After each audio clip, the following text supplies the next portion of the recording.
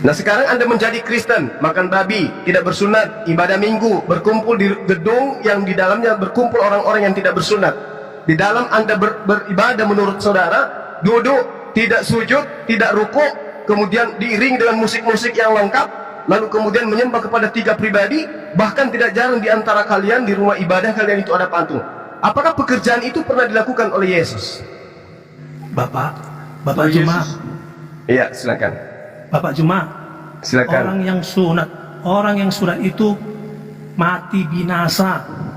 Oh gitu. Orang yang sunat itu mati binasa setelah Yesus loh, setelah Yesus. Baik itu Israel maupun bangsa Israel, seluruh bangsa Israel mati binasa. Makanya kan kalau yang tidak bersunat tidak mati. Teman-temanku yang masih setia di channel ini, saya doakan semoga sehat selalu dan dilancarkan rezekinya.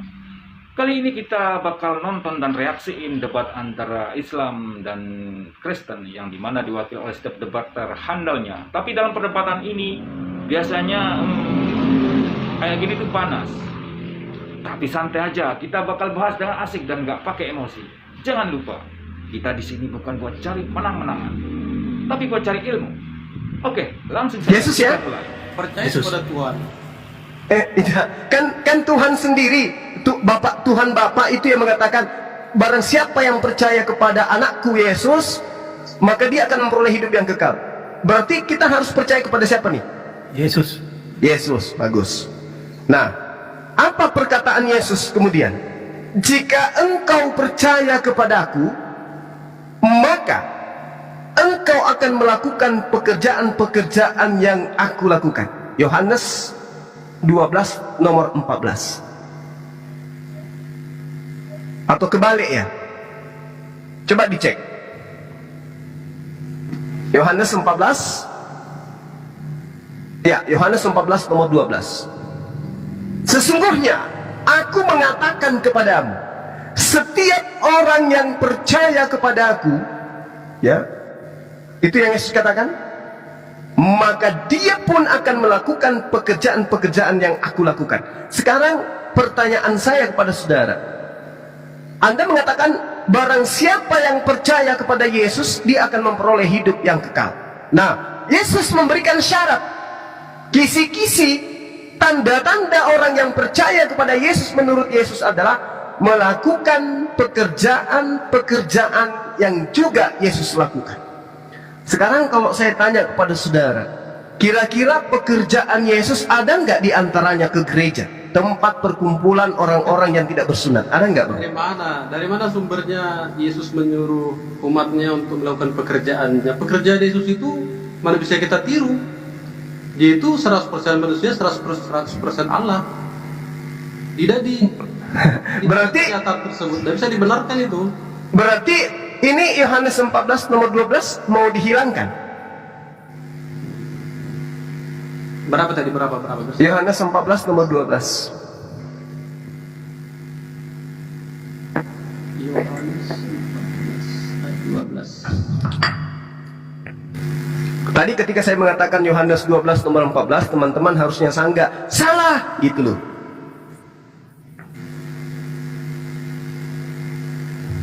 Karena yang benar itu adalah Yohanes 14 nomor 12. Tapi teman-teman tidak sanggah, artinya selama ini yang Anda lakukan hanya doktrin dan dogma saja.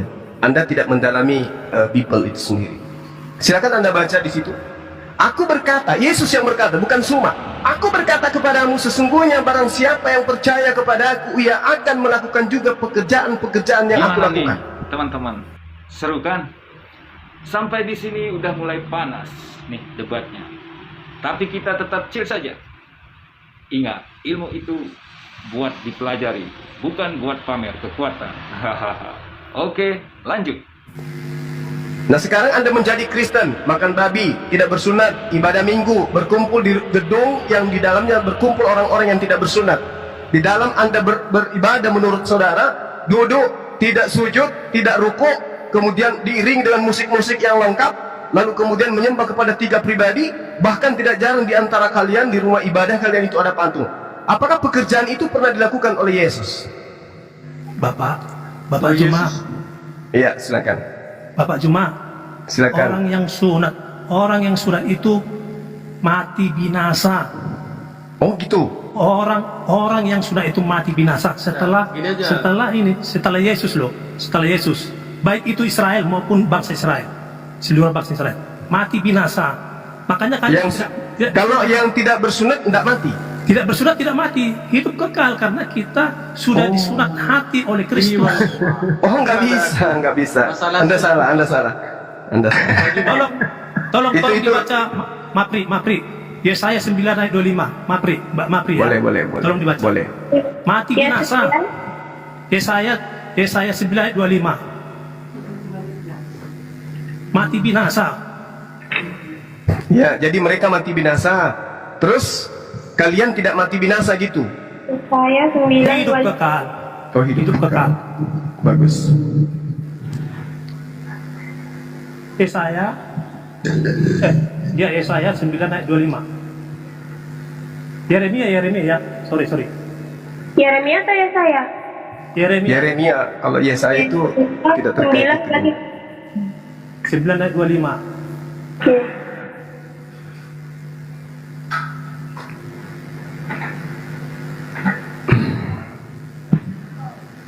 Nih, Baca. Yeremia 9:25, lihat waktunya akan datang, demikianlah firman Tuhan, bahwa aku menghukum orang-orang yang telah bersunat kulit hatannya. Nah, itu akan datang artinya Yesus datang itu. Jadi Ulangan 10:16. Jadi yang terpenting di sini sunat hati. Ulangan 10:16. Tolong dibacakan, Mapri. Saya ini agak ekstrim sekali. Ulangan 10:16.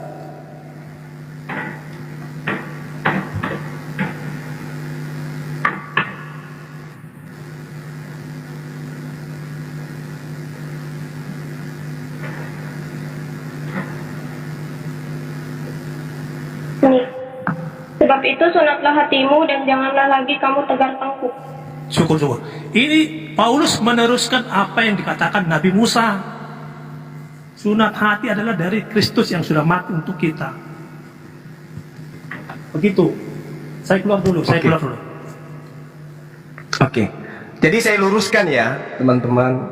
Ya, saya luruskan berdasarkan data, bukan asumsi, bukan iman, tapi data di luar daripada iman saya. Yang dikatakan sunat hati itu adalah tundukkan hati kepada perintah, ketetapan, dan aturan Tuhan. Itu yang dikatakan sunat hati. Menghilangkan kesombongan, menghilangkan kecongkakan. Nah sekarang teman-teman Kristen, Anda berdiri dalam sebuah konsep keyakinan di mana tidak ada lagi perintah Tuhan. Bahkan perintah Tuhannya itu dianggap sebagai sampah. 1. Dianggap sebagai sengat maut. 2. Dianggap sebagai wadah untuk kemudian menjatuhkan manusia ke dalam dosa. Jadi kalau Anda berbicara mengenai sunat hati, sama sekali nggak ada di dalam Kristen sunat hati itu. Ulangan 30 nomor 6, saya kasih data. Dan Tuhan Allahmu akan menyunat hatimu dan hati keturunanmu, sehingga, apa sebabnya? Kalau orang sudah sunat hati, apa sebabnya? Engkau mengasihi Tuhan Allahmu dengan segenap hatimu dan dengan segenap jiwamu, supaya engkau hidup. Yeremia 4 nomor 4, sunatlah dirimu bagi Tuhan, jauhkan kulit hatan hatimu, hai orang-orang Yehuda dan penduduk Yerusalem, supaya jangan murkaku mengamuk seperti api dan menyala-nyala dengan tidak memadamkan oleh karena perbuatan-perbuatan jahat. Ya, jadi yang dikatakan sunat hati itu adalah mentaati perintah Tuhan, bukan kemudian melanggar perintah Tuhan. Sunat hati itu adalah menundukkan diri. Roma 2 nomor 25 bahkan mengatakan itu. Sunat memang ada gunanya jikalau engkau mentaati hukum Taurat. Tetapi jikalau engkau melanggar hukum Taurat, maka sunatmu tidak ada lagi gunanya. Itu penekanan oleh Paulus. Artinya ketika sunat itu dilakukan, sunat hati, maka orang-orang itu akan mentaati perintah Tuhan. Ulangan 10 nomor 16, sebab itu sunatlah hatimu dan jangan lagi kamu tegar tengkuk. Jadi kalau orang sunat hati artinya tunduk kepada perintah Tuhannya, bukan justru mengatakan bahwa perintah Tuhan itu adalah sengat maut, perintah Tuhan itu adalah sampah. Kalau Anda meninggalkan perintah-perintah Tuhan, itu tidak sunat hati gitu loh. Coba Anda lihat dalam Kejadian 17 nomor 14. Barang siapa yang tidak bersunat, maka dia telah membatalkan hukum-hukumku, dia telah melawan perintahku, maka lenyapkanlah dia dari sebangsanya. Diperintahkan untuk dilenyapkan. Lalu kemudian ketika Anda tidak bersunat, di dalam Yehezkiel 44 nomor 9, sebab itu beginilah firman Tuhan, tidak seorang pun dari orang-orang asing yang hatinya dan daging kulupnya tidak bersunat boleh masuk ke dalam tempat kudus. Jadi nggak boleh, orang yang tidak bersunat itu nggak boleh masuk ke tempat kudusnya Tuhan. Ini dalil, Bung. Yehezkiel 44 nomor 9. Orang yang tidak bersunat itu nggak boleh masuk ke tempat kudus, karena tempat kudusnya Tuhan itu harus bersih jasmani dan rohani. Makanya orang-orang Yahudi ketika mereka masuk ke dalam bait Allah, mereka mandi, mereka membasuh tangan, mereka membasuh muka, mereka membasuh kaki, mereka melepaskan alas kaki, baru kemudian mereka masuk ke dalam bait suci. Berbeda dengan tempat Anda. Lebih hormat rumah Anda daripada tempat Anda menyembah Tuhan Anda. Kalau di rumah Anda masuk, Anda lepas sendal. Tapi ketika Anda masuk ke dalam tempat ibadah Tuhan, ibadah penyembahan kepada Tuhan, Anda selonong boy, Mak. Seru juga ya nonton debat ini. Kesimpulannya, ya jelas, kalau mau bahas agama harus ada ilmunya. Bukan cuma debat kusir. Jadi buat kita semua, yuk terus belajar dengan kepala dingin dan hati yang lapang. Kalau ada yang mau diskusi, silakan di kolom komentar. Tapi jangan ribut, nanti saya kasih hadiah spesial. Haha. Sampai jumpa di video berikutnya. Wassalamualaikum warahmatullahi wabarakatuh.